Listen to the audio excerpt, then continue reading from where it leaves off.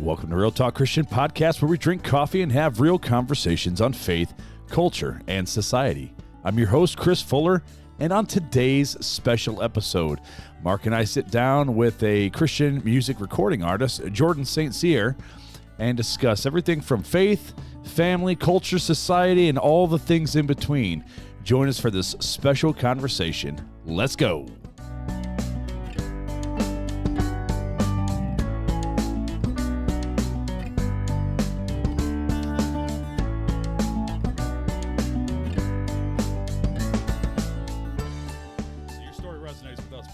Yeah, dude. Does that mean you have 8? I have 8 kids. Yeah, 8. I only have 3. So. Yeah. 8 kids, brother. Bro.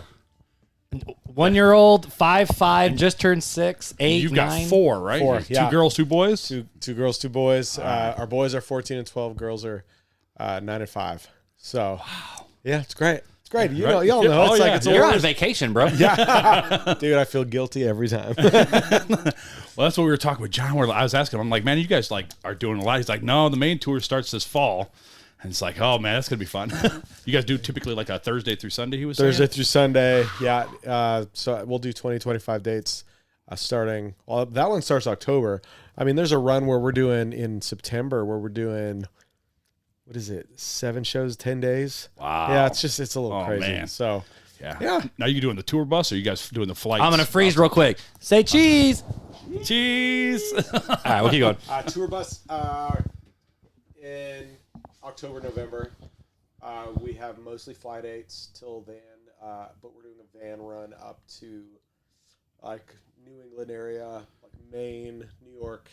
That's like 2 weeks up there. A van run. Now, hotels. did I see it? Yeah. Did I see it right? You know John Tibbs, right? I know of him. We've never met. Okay, so we had him on the podcast. Okay. He's a friend of us, like ours, 3 yep. years ago. Yeah, Tibby's, that's what we call him. Right on. So yeah, he's a cool dude, man. If you haven't touched base with him, I really dig his music. Yeah. Thoughtful. You know what I mean? Very much so. I think at the end of the day, in this genre, it's like that's our job, is to kind of like provoke just enough, right? You know, Yep. to push just enough. And I think he does a good job of that. Oh yeah, definitely does. Yeah. Definitely does. Yeah. Well, and his story is just incredible too. I have not heard his story. So he actually has a speech impediment. Okay. So when he sings, for whatever reason, God makes it so that goes away, and then he stops He and it's stutters. like, yeah, it's like, got a bad stutter. It's not Tourette's. No, it's just a stutter. He's got a bad stutter, but incredible. It's an incredible story, man. That's so great. So if you ever get a chance, because he lives there in Nashville with you, so yeah. Well, there you go. But he was a Hoosier. Yeah, he was for a while. So We're from South Bend. I love it, man. Well, let's talk a little bit about you and your backstory. I guess. Let's do it. Are we recording? I've been recording for like 5 minutes, bro. Yeah. I love the podcasts that just start where they just play. Press recording, and it's go. like mid conversation is where they fade it in. Right. And here we go. Yeah, this is just a conversation. Right. And so, like, Real Talk Christian, That's right. Literally just conversation. It's just conversation. It's no So agendas. we had last year we had Marc Graylam. We had Marc Graylam from Sanctus Real. Yeah. And like that went like twice as long as we thought. We He'd asked be one like, all right, question. Real Talk, and then he would just say it. We're like, holy crap, dude, what? We just asked one question. The rest of the time it was just conversation surrounding everything. So I mean, it's kind of that's our niche. it's it. That's our niche. It's what it's about. It's like, don't get me wrong, love playing shows, love doing the thing. Sure. But if it doesn't lead to this, right? What's the point? Exactly. You know, don't get me wrong. Like, I think music still impacts, but until you like get face to face, 1-on-1, 1-on-2, like it. That's what does it for me. So that's what I was saying. Let's get into that. Yeah. So leading into that, how do you manage to do that when you're on the road? Like, meet with people? Yeah, just meet with people and have conversations. Is it like when I'm easy? Is it hard? Or is it? Yeah, it's pretty easy. Most people come up to you and just be like, "Hey, you're Jordan." Yeah, but I think it's always just being intentional with the person picking you up, your driver, the promoter, the old lady making you food. Like, these are all the people that are put in your path, and if they're in front of you, then that's your mission. Yeah. Right. And so, but besides that, it's like, doing the meet and greets after the show, right. Which again, they're a little, not super contrived, but like you're an artist and they're coming to see you and there's celebrity and all that. But you try and diffuse all that, you know, and you be real. Because there's a level of professionalism you have to have. Level of professionalism for sure. But like at the end of the day, I'm a husband. I'm a dad. So, musician comes maybe 10th on the list, right? So how is that, like, that mindset of almost like celebrity status. I know for us, like last year here at Revive Fest, we had people coming from all over going, "Hey, we want your autograph." We're like, "Whoa, yeah. We're two dudes in the basement doing a podcast. Like, no big deal here." Yeah, I think. How's that for you? It's a tool. Yeah. You know what I mean? It's like hype. Right. Like I used to be so anti-hype, Yeah. in my life, and yet I was a huge sports fan. I'm like, dude, you like hype, Right. You know what I mean? You like, I Just mean, don't like it when it's around you.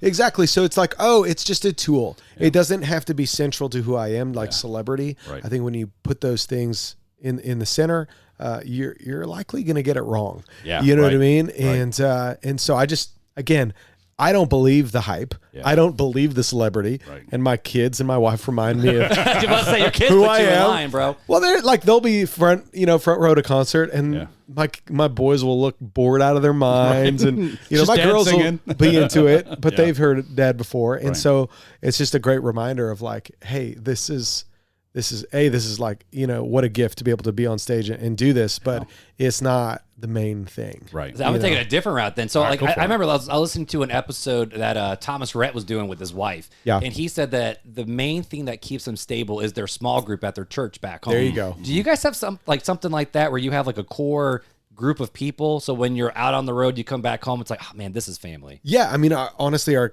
little community, the block we live on. Oh, really? Yeah, absolutely. That's what's up, man. Absolutely.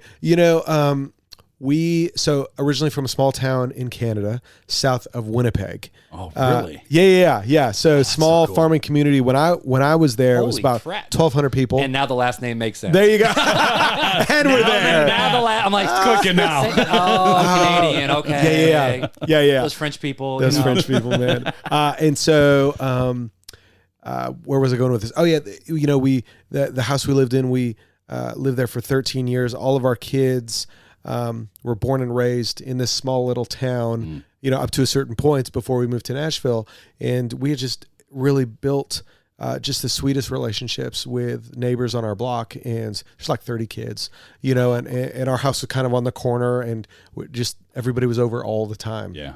And that was the point for us. That was the whole thing. And so we've recreated that a bit with our home in Tennessee, and we've just, neighbors are out. There's kids on the block. It's like, that is, here's my hot take. There we go. Here's my hot take. I think this isn't anything against church, Right. but I think we wouldn't, live our Mondays or Tuesdays or Wednesdays, like, all these days of the week in the building when we could, enact what we're called to do in our community. Right. You know what I mean? Yes, go for Sunday. Yes, bring the kids to youth group. Yeah, do Wednesday night prayer, whatever it is. But your life is truly lived, as an overflowing from your house, Right. Literally the physical house. 100%. You know what I mean? And so get to know your neighbors' names. Yep. Get to know who lives beside you.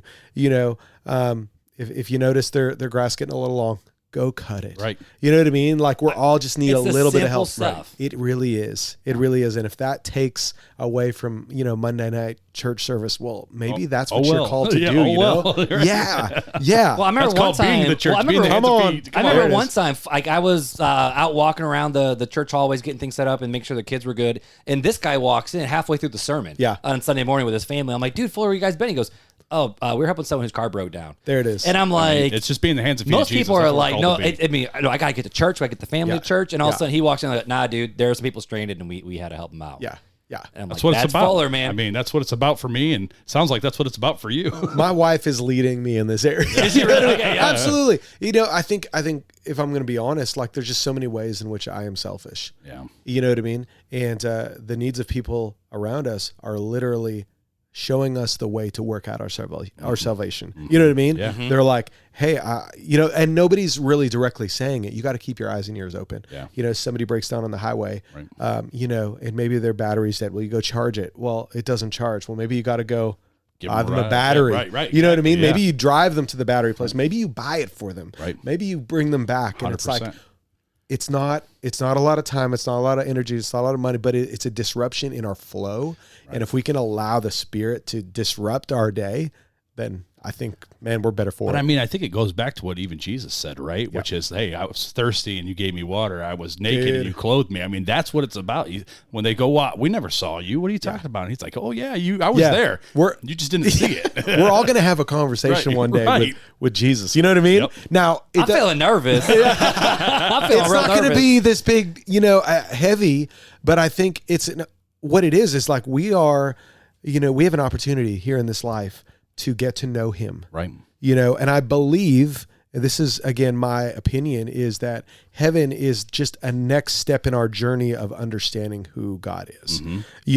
And so we have an opportunity to do a lot of learning here. Yeah, right. And if we don't do it here, I think he's like, okay, well, we're gonna have to put you through this course over here. And That's you know what I mean? I tell Mark, I said, it's not like this life is like basic training. It's a training ground. That's what you've always said. And so You've we're just always training said that. for the next step. Like church and youth groups they're just training to be out in the world and to be the hands and feet. And being here, hands and feet. Now we're just training for the next stage of whatever that life is, that afterlife, whatever it may be. So. Absolutely. And if we can, again, just allow our lives to be disrupted for, I believe, kingdom purposes. Yeah. Right. Definitely. It's hard though.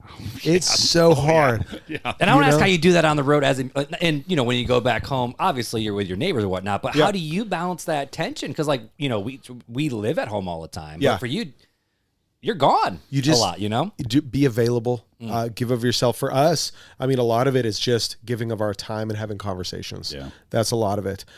Something that I have not done yet that I'm kicking myself, to do must have been a couple weeks. Me and my son, Liam's 12, we're driving down the street and he looks left and he's just kind of like, he's not staring, he's more stunned. And he just sees this homeless person. Mm. And Liam is just a tender-hearted boy. And he's like, and I just look at him and I'm like, it's hard, isn't it? He's like, yeah. It feels like there's really nothing you can do. He's like, yeah. And immediately I was like, why don't we go to Dunkin' Donuts? And why don't we just buy some gift cards that we can keep in the car? You know what I mean? It's nice, yeah. Right? It's really not hard. Right. And again, our job is not to figure out the outcome. It's like, I'm going to go give him $5. Oh, is he going to go buy booze with it? He's going to go buy drugs. Right. That is not my job. That's God's That's area God's. to work And out. that's what's hard because I grew up in super fundy Baptist worlds, and we were told you don't give any homeless man money because they're going to spend it on X, Y, and Z. Yeah, and Jesus is like, you lay it down. Yeah. Right. You And give that's it. hard. That's hard. They ask for $5, you give them 10. You give them above 10. and That's beyond. That's right. Sevenfold, I Right. believe. Yes. So that is the plan is to we're just going to stock up the vehicles with gift cards. It's a great idea. You know what I mean? Something that's accessible. Maybe it's Starbucks, maybe it's Dunkin', whatever. We like Chick-fil-A, but exactly Chick-fil-A. And just, hey man, I never have cash. Right. Never have cash. I don't have cash. Would this bless does? you? Would you want this? Again, treat them with dignity because maybe they don't want that card. Right. You know what I mean? Right. Like, be curious. Let your curiosity overwhelm your judgment. Yeah. Right. And let that Sound guide like you. Ted Lasso right now. Yeah, come on. I'm like, hold up. I know this one. Stay curious. That's so good. So good. Yeah.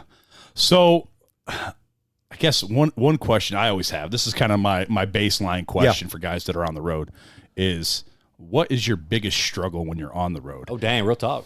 I mean, is it staying connected in your faith? Is it family? Is it all of the above kind of thing? I think it's all the above, like being intentional to, call my wife every day, maybe twice a day, Right. Staying connected with the boys as they get older. Yeah. Our boys are 14 and 12 now. Girls are 9 and 5. They're a lot more forgiving. Sure. They just need to see you when you get home. But these young men we're raising, we're not raising kids anymore. Right. That's something. And if you don't mind me asking, because I have a 12-year-old Yeah. too. So how do you do that? On the road. Yeah. Well, I mean, we try and involve them as much as we can when we're on the road. So this summer, the boys have come out a bunch. Oh, that's so awesome. that's great. So they get to see Dad do his thing. They get to see Dad do his thing. Yeah. I mean, really, they get to eat fast food and get treats all week. You know what I mean? Have you seen some of the places out here already? Totally. The last place we were at, I think they had deep fried cookie dough. It was just Well, they got deep fried Oreos here, Oh, and then let's they have fat balls, which I think are like bacon wrapped Oreos that are deep fried. They got like a hibachi taco thing over there, it's man. craziness.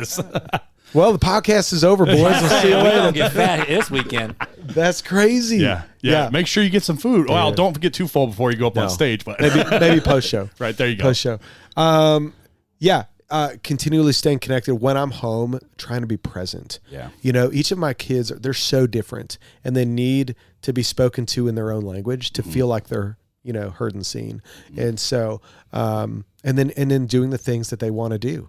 My boys, they just want to watch late night movies with dad. Sure. That's one thing. My oldest is 14. He's gone with friends all the time. So it's like, okay, I've got to, be intentional.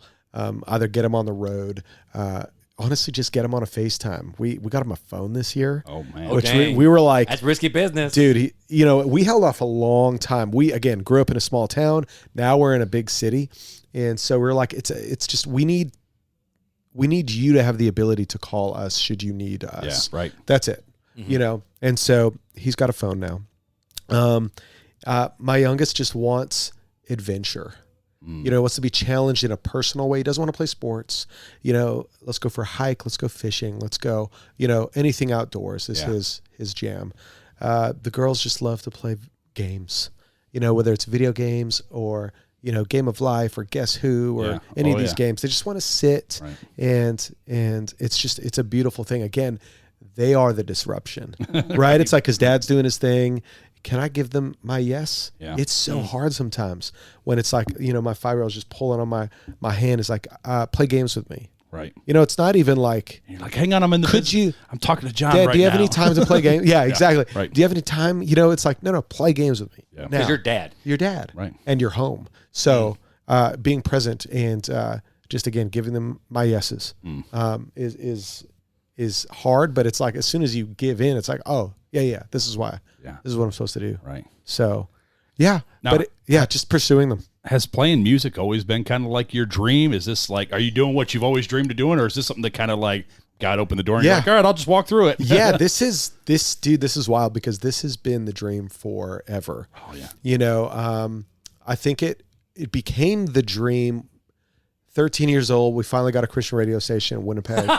Yeah. And dude, small. Sorry, I shouldn't have laughed so hard. No, what's funny is I grew up outside Chicago, so we got in our big city when I was 13. Oh, wow. So Winnipeg's like, it's got to be close to 1 million people now. Wow. And we didn't have a Christian radio station. Wow. Yeah, it's crazy. But I remember hearing Jars of Clay for the first time, and I was like, that's taking you back too, big that's guy. great. That's my old school jam right there, dude. And so that was just. I didn't know that I could do what they're doing, but I was pretty grateful for it. Yeah. Just to be here. I often say it, like the new car smell has not worn off. Right. My songs kind of took off over the pandemic. Which is crazy. And I can't believe. Which that's the first time I've heard of you too. I think it was 2020 or 2021 is the first time I came across one of your videos on Facebook, and I was like, "Wow, man, this guy's good." That's crazy, crazy, man. And here we are. That's awesome, man. Yeah. Well, Mark, I see you got. I'm just looking. So at we have the like list. Our list has like 15 or 20 questions. Yeah, we haven't even asked one of them yet. No, you've asked one. Have I? Asked one. All right, I've asked one, but I didn't know it. Like we just asked, what's been the most challenging moments? Have we asked what have been the most challenging moments in your career? Yeah, we asked. Yeah, that's what we just asked. That's what we I thought. did. Yeah. Well, did we? Well, it's slightly I guess worded it on the tour. But I'll ask this: so in your career, though, Before. what have been things where stumbling blocks isn't the right word, but I guess challenges? Like, what's been a big challenge in your career, and how did you guys overcome it? Well, immediately it wasn't something necessary to overcome. Well, yeah, it was. Okay, so I'm on the road with Jeremy Camp. I'm in San Antonio. Just drop that flex like no Yeah, big just- deal, you know. Well, It's like Facts are facts, my dude. Facts are facts. I don't know what to say. way to call them out and make it awkward. Then I was chilling with newsboys, and then then just me real and popped Michael up. W. Smith, we went out to lunch and Dude, I love it. Anyways, biggest challenges. I was just on this little tour out west. I got a call from my wife saying, we got to go to the hospital. Emery's having seizures. Wait, while you were on tour, I was in Texas. oh my goodness. and were you guys living at Nashville at the time, or We had recently moved. We moved in February. This happened, I believe, it was March or April. Oh, so y'all hadn't even settled yet. We hadn't even settled yet. And we had just, we hadn't figured out the U.S. healthcare system yet. Yeah. Which apparently most of y'all haven't either. Yeah. You know what I mean? Right. Right. Yeah. No, nope. You ain't lying. So I cannot get home till Monday, and it's Saturday. Oh. Yeah. So your heart drops. I'm the worst father. Worst dad I'm ever. The worst right. husband.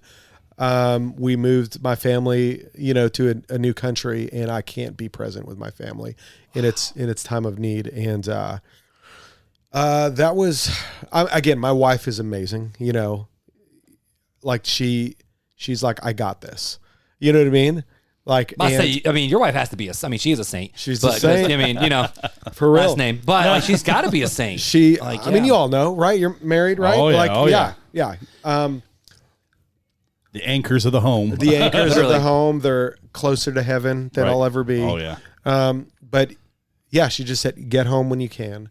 And again, I believe she had a big seizure, and then another one at the hospital, and then everything kind of wrapped up and it was okay. But I got home, got to the hospital, and it was scary. It was just scary, just not being there.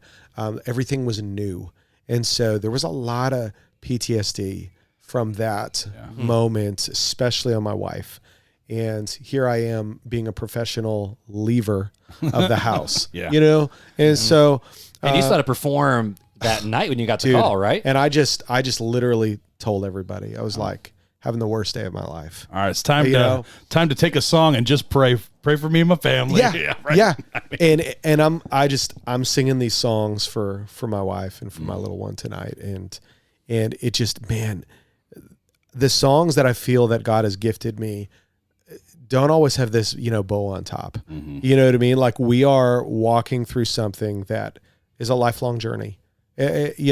Barring a miracle, but I don't know. And I say this very openly, and I'm open to God proving me wrong. I don't know the last time, I've seen somebody healed of Serge-Weber syndrome. Mm-hmm. You know what I mean? And that's just facts, right? Mm-hmm.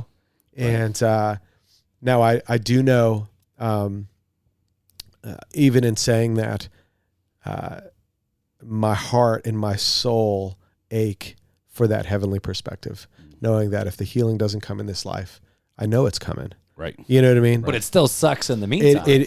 We are standing in a tension that we have to manage. Mm-hmm. And I believe God has us here for a very, real purpose. Yeah. He really does. It's shaping me. It's molding me. It's giving me language that I didn't know that I had inside me for people that need to hear it. Mm-hmm. I'm preaching the choir right now with you guys, this is an odd privilege that we have, because it's kind of like the first time you have a child, something opens up inside of you, right? Yep. Something you didn't know you had. You didn't know you had. And God only gives that to people that have children. Right. If you don't have children, that part does not open up. Right. Right. And now you kind of take it a step further. You have a child with a special need. Yeah. There's a deeper piece that is opened up that you wouldn't have otherwise seen. Right. And so here we are. And Man. Yep. Yeah. Yeah. And just navigating through that as a father. I mean, I know, like we talked about a little bit. Yep. I don't even know if he pushed the record button at that time, but just talking about the struggles of that and understanding like, how can I be there for them and protect them, but also help them progress as a person to where outside influences, it doesn't matter. It doesn't matter what they say. And to me, that's been my big thing with my son is it's not God has given you this disease or God has allowed this thing to happen to you. It's God has given you something special. And I look at it as more of a gift that people can't see and that you could touch people that I could never touch. That's right. But you mentioned that. I mean, we actually read the People's Magazine interview where you mentioned the fact of we all have insecurities on the inside. Yeah. But my daughter's is on the outside, and she doesn't give a rip because she is just a happy-go-lucky kid. Yeah. I'm like, dude, that was a statement. Yeah. Dude, it's just trying to be honest. And again, we're all as dads trying to figure out this thing because our kids all suffer from an affliction. Right. And so we're just trying to understand a little bit more. With Emery, she was born with this birthmark on her face, and she's a little stunner. Like, she is a beautiful little girl. And don't get me wrong, you see her insecurity pop out a little now and then. But with her, she does wear it on the outside, where we have the luxury, and it's not a luxury, to hide. Right. In plain sight. Hide, suppress, and shut on down. And she just like has an opportunity from such a young age to just boldly be who she is. Yeah. And if she can capture that, which she is doing right now, and if she can carry that forward, wow, she's going to be okay. Yeah, she really will. Yeah. And that's the thing you really hold on to as a father, like, right? Yeah. As I'm walking with them through this young portion of their life is making sure I'm there to help lead that, to foster that, so they are okay as they grow. That's right. And continue to grow. And let's lean into that, dude, because this is a fun thing that Fuller and I try to do with these interviews, because you interview with radio shows all over the world. We're like, we don't want to ask those questions. We don't want to ask. So here's the fun question. that. Real talk, bro. Yeah. So what are your goals for your kids, all four of them, as a father? Like, where would you want your kids to be? Like, what's the goal? 15 years from now. My wife just asked me this question, and I blanked. Really? She had a big old answer, but I mean, okay, so do you want to say, like, love Jesus? Like, me and my obvious. wife have this thing, but I can't swear on this thing. But our job as parents, like, we always, okay, so let me backtrack a little. Like, something I instill in all of them, because our kids can be so entitled, is that people are way more valuable than things, right? And kids love to put things above their siblings. It's like, you know what I mean? So, like, what's the most important thing? And they're like, people. And then whenever my wife sends them off to school, she sends them off and she just says, be kind, be a good friend, right? That's It's dope. like you act, be a good friend. Right. And so our job as parents is to not raise little beep holes. Yeah, right. No. Ooh, you talking to the choir right now, but for reals. For reals. But for real, And though. sometimes it seems impossible. It's like, Sometimes it seems impossible. Right. However, we are not, what is the definition of that? Right. Well, I need to find the opposite of what that is. Speaking of, my wife is dealing with some of that right now. There you go. Sorry, babe. Have fun at home without me. and so we've got to find the way. What is the way forward? Where are we getting this, education to teach our kids? And it's like, it's the way of Jesus. Yeah. It's always the way of Jesus. Right. He is the way, the truth, and life. Yeah. And so, yes, I want my kids to be absolutely in love with Jesus. You know what I mean? And have them at the center of their being as they get, married, as they have kids and get into a career. And hopefully they understand that a career will never be big enough to define them. Only Christ can do that. Right. And yes.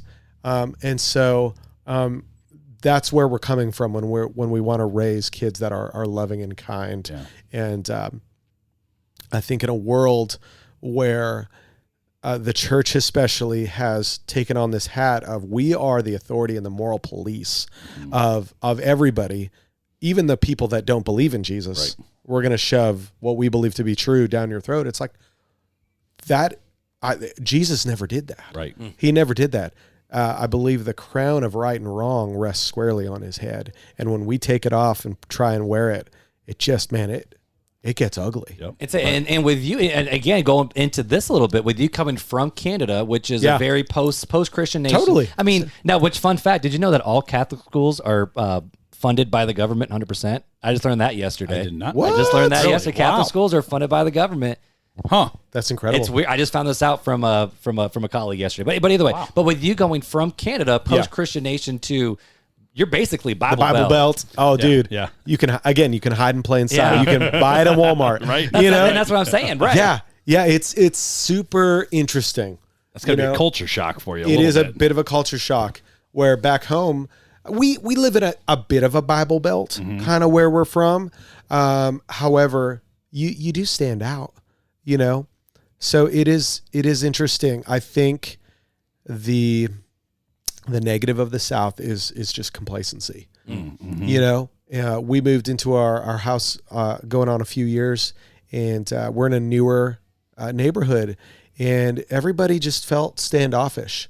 and we're like, man, this is kind of weird for all very likely being Christians, and you realize that, everybody's just new, and I think we've all got a little complacency as we've come up to different challenges. Right. We've got a lot of young kids on the block. Okay, so that has the opportunity to creep in and create complacency.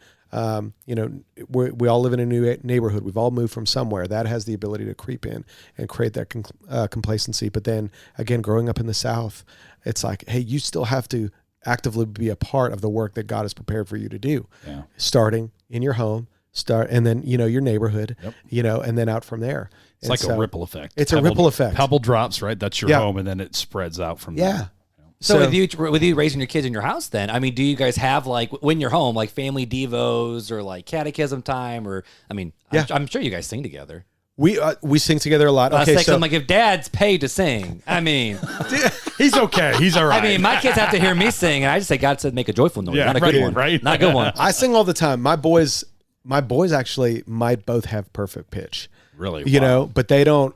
I'll hear them upstairs kind of goofing around and singing. I'm like, that was nice. That was a good run. Right. Record. Got Tori Kelly upstairs, baby. Totally, man. Where my 9-year-old girl who loves to sing all the time, not so much. Yeah. Not so much. But my maybe girls, you can be a drummer. Yeah. Maybe get rhythm. Yeah. Bass. Yeah.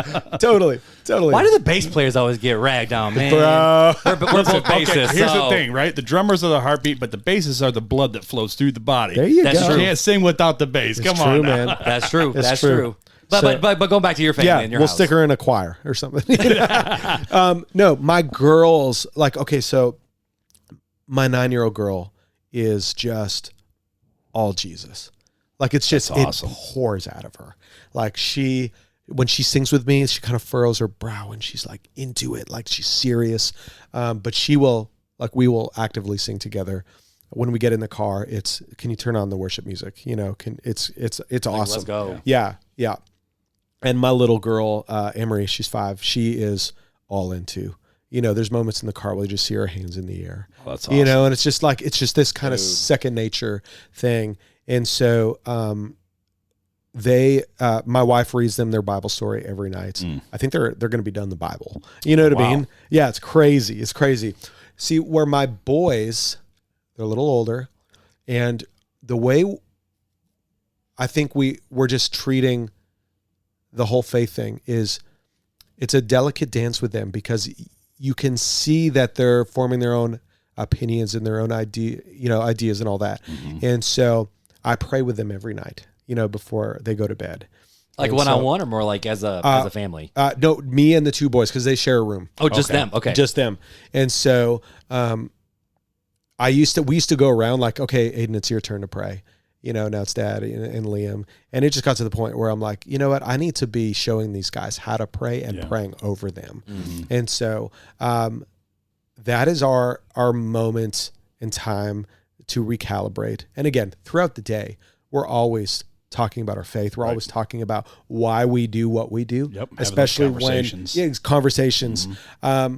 But this is something where the girls, it's just such an immediate, love of God that flows out of them. Don't get me wrong with the boys. They're just showing it differently. Mm-hmm. And I've seen firsthand families that force a belief system down somebody's throats, and it just backfires. Right. And real talk, that's my biggest fear, because it's like, I'm a pastor. It's like, this is what I do. We teach, we have conversations, we go to church, and I don't want my kids looking at me. And again, I mean, even you look at John Piper, he has 2 sons. One's a pastor and one's a strict atheist. Right. Like, he goes, I can't believe you shoved this down my throat. Right. There you go. And I'm like, it's that dance. And I don't know how to do that dance. So my parents emulated the perfect dance.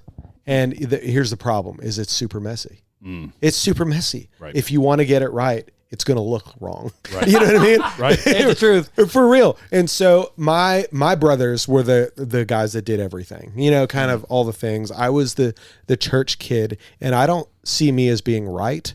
This is just something that latched on early on, and I had my own issues to deal with, that I'm still dealing with, my self-righteousness, my pride. I can do this on my own strength. I can figure it out myself. These are things that are almost worse. Pride is something that I think is the worst of all, because Jesus is like, I can't do anything with that. Right. You know what I mean? Where if you're like doing drugs, he's like, I got that. Yeah. You know, That's easy to do. Don't get me wrong. I think there's pride in all of that as well. But excuse me. Nope. Nothing's coming out. All right. But don't feel bad. We do it all the time. There were, there were just such defining moments in my, childhood where my parents exhibited unconventional love that needed to be done. So one being, my parents were always heavily involved in church. My dad was worship pastor. My mom worked in children's ministry as long as I could remember. And this was probably about the time my oldest brother was 15, 16. Younger brother was 12. And so younger brother was smoking already, And then how old were you in the mix? I was in the middle. So I was 14. And, like just this, you could tell like they were pushing back hard. And I tell my kids this, when they do push back, it's like, hey, that's your job, right? Your job is to push back. Right. My job is then to show you the boundaries. Yep. Unfortunately, that's going to hurt a little too. I'm your friend, but I'm also your parent. Dude, parent first. Yep. We'll get to friends. Right. But so this moment my dad talks about, leading worship from stage, seeing, his three boys, and my older brother, younger brother couldn't, care less. And he's like, what am I doing? I'm losing my boys, And so that was the last time that he led, and he's like, I've got to give my boys more, just different. And so was he volunteering at the time in the church? So was this taking up a lot of time?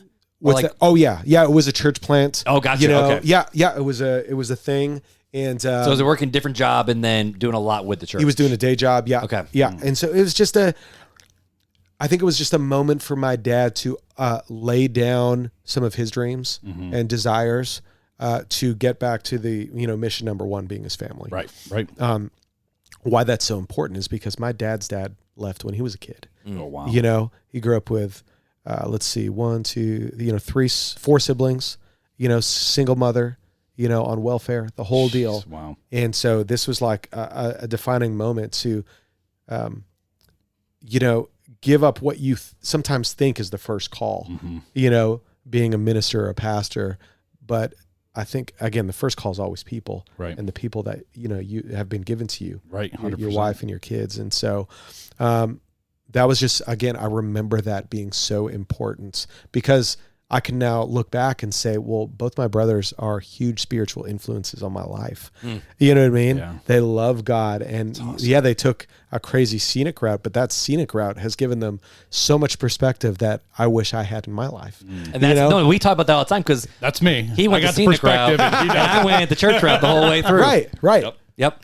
And so, I love them so much, but they would not be where they are if my parents didn't hold, their belief system in regards to their kids with an open hand. And so, I don't think he'd mind if I said this, but like my oldest brother and his girlfriend at the time were pregnant. Yeah. You know what I mean? And we live in this small religious community, 1,200 people, 6 churches. Like everybody knows. Everybody knows who's going to church, yep. Who's not, who's doing bad things, who's doing good, the whole deal, right? Yeah. And so my parents, again, did the unconventional thing.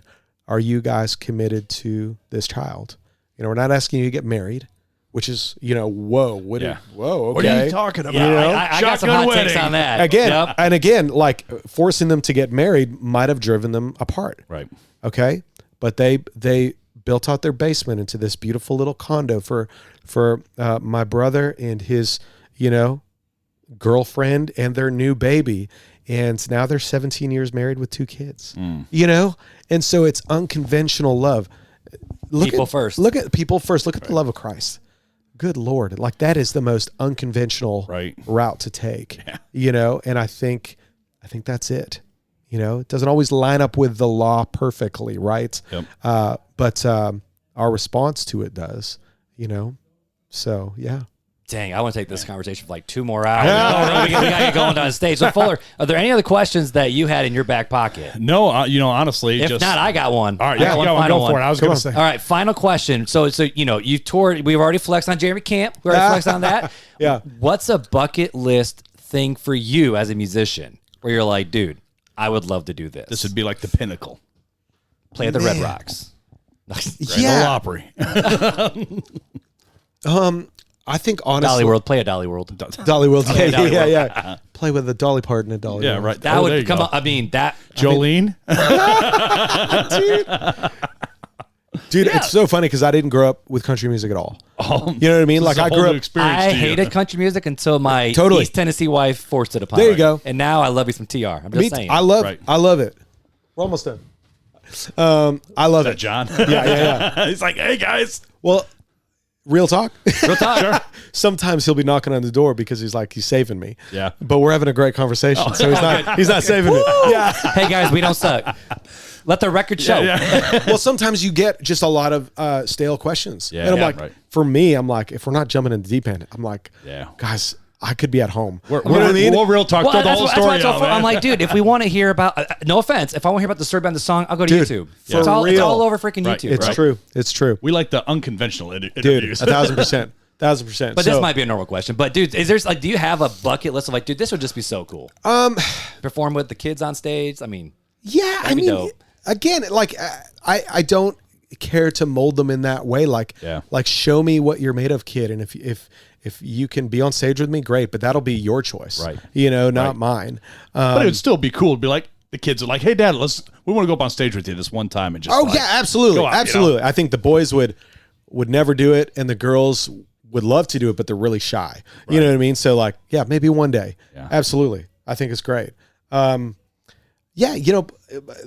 certain places to play like Red Rocks or certain theaters that are really cool. Yeah. Dude, at the end of the day, none of that sparks as much joy in me as just the depth of again, great hangs and conversations. That's dope. Right. You know what I mean? So like my favorite thing to do is listen to biographies, and really? long form podcasts. But I love listening to the biography, read by the person, absolutely. Right? Yeah. Right. Like, Matthew McConaughey, Greenlights. Oh yeah. I actually haven't listened to it, but dude, that's one of my wife's favorite biographies. Oh, yeah. Dude, you got to listen to it. She listened to with it. Matthew McConaughey reading it. He does voices. It's like, it's brilliant. Yeah, she loves this. My wife is a big audiobook person. It's just like I used to, again, like growing up in the church, I used to listen to like a lot of Christian self-help, kind of, right? Yeah, sure. And it's like, that's cool. But honestly, the greatest help I've gotten is by sharpening my spirit with testimony. Yeah. Right? And it's like you want to know how to live?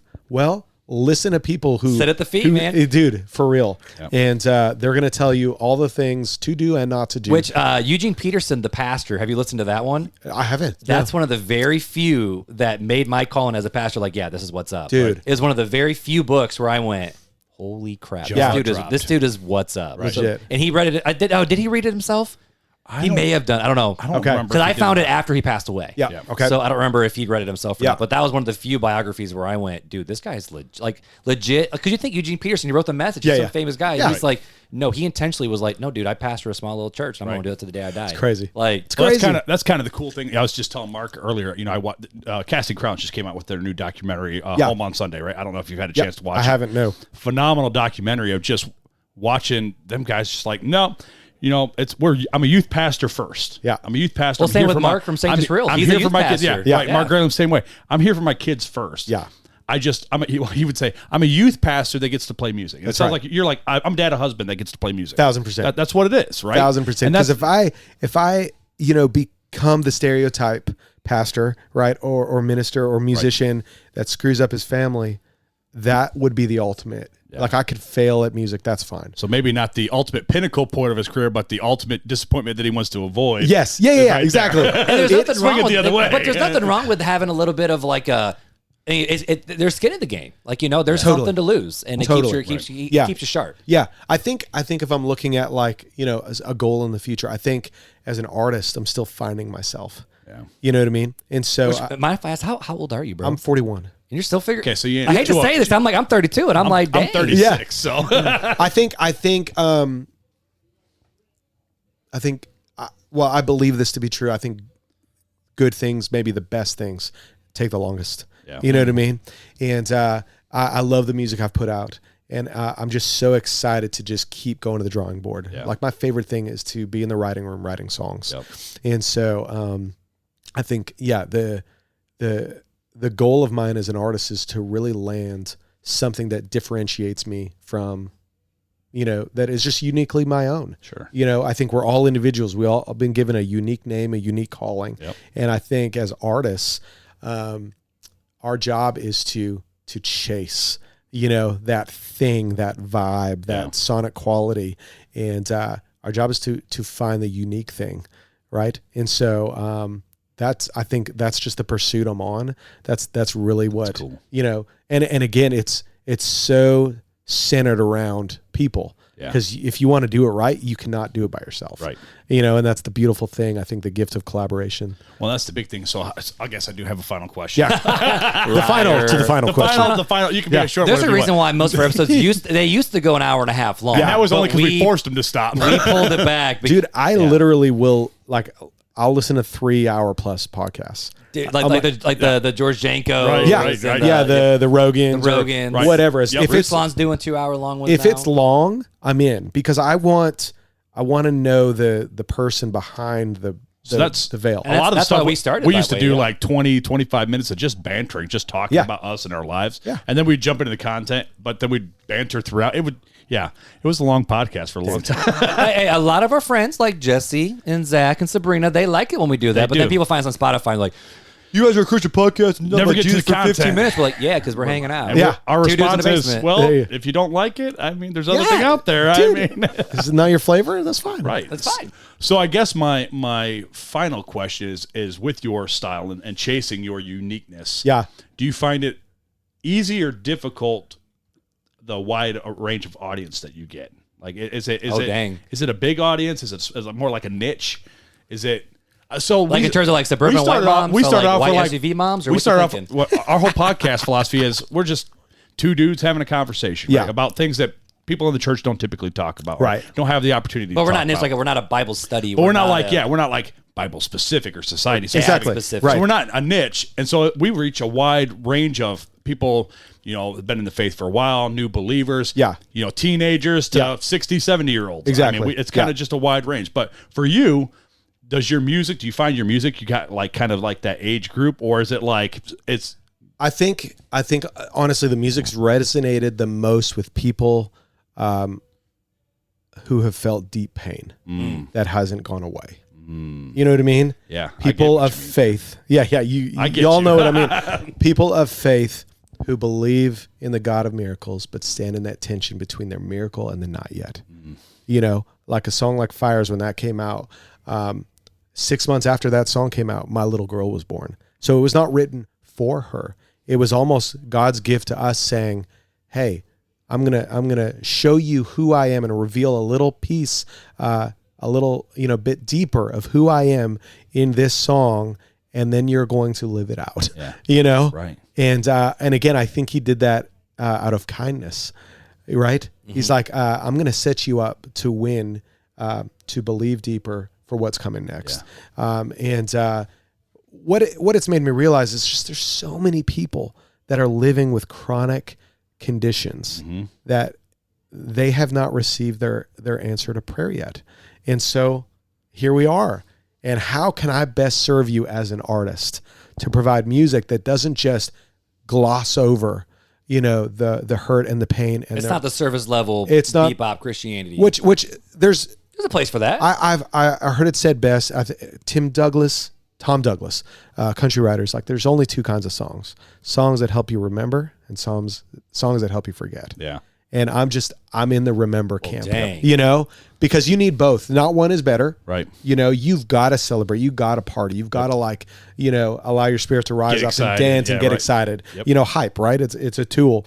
But you got to help people remember their Heavenly Father in times of great weakness and great sadness. And yes, you're providing hope, but you're also standing in the tension when things do feel hopeless, and can we do that as, people of the faith? Yeah. That's dope. Yeah. Well, hey, so we'll land the plane here, man. Yeah. So what's the best way for people to support you and your music? Is it Spotify, Apple Podcasts? Venmo? Venmo, Cash. Don't give it to Spotify. They don't pay out. If you're old school checks. Taylor Swift put them on the fire, man. Oh, man. You know what? Honestly. Buy the merch. Just buy the merch. Connect to the story. I think that's the long play is like, introduce yourself at a festival, at a show. Come hear the message that I believe God's put on my heart. My hope and prayer is that it gives people permission to share theirs and share it. Again, it doesn't have to be on a stage. It's in your neighborhood. It's in your churches. It's in your small groups. It's at your kids' soccer games. This is where true ministry happens, So connect on Instagram at Jordan St. Cyr. If you do the website thing, jordanstcyr.com. And now, you're on TikTok too, or mainly just Insta? I'm on TikTok, but I'm not on TikTok. You know what I mean? You're supposed to there, be. But it's not. There's content that is posted to TikTok, but that's like us on X. It's like right. No, everywhere we're now. We're there, but we're not. No, we're there. everywhere, but we're not there. I literally deleted it. Yeah, I don't even use that. I don't even check it anymore. Yeah, we don't either. So I'm like, yeah. So so Insta's number one though. Insta's the thing. I think for me. Yeah. We're millennials. That's what we do. Yeah, that's right. That's right. I love that. Well, Jordan, we appreciate you being on. Guys, thank you so much for the real talk. Yeah. Thanks a lot. Well, what an incredible time we had with Jordan. If you guys want to check out more about Jordan St. Cyr, you can see him pretty much anywhere on Spotify, on iTunes, YouTube, any place that you can listen to any other artist. You can find Jordan St. Cyr. You can also check him out at jordanstcyr.com. If you have not already checked us out on any of the social medias, we are there. We're everywhere. Also, if you have not already gone over to YouTube and hit that subscribe button and that bell notification for Real Talk Christian Podcast, do so now so that when we're on, you kind of know. If you ever want to reach out to us, you can go to Real Talk Christian Podcast at gmail.com and reach out to us by email or by our phone number, 574-400-5352. You can also head over to our website if you have any other further questions that you want to know if we actually covered that topic or not, realtalkchristianpodcast.com, and see if we actually covered that. We really appreciate you guys sticking around for this special time we had with Jordan St. Cyr. And until next time, take it easy.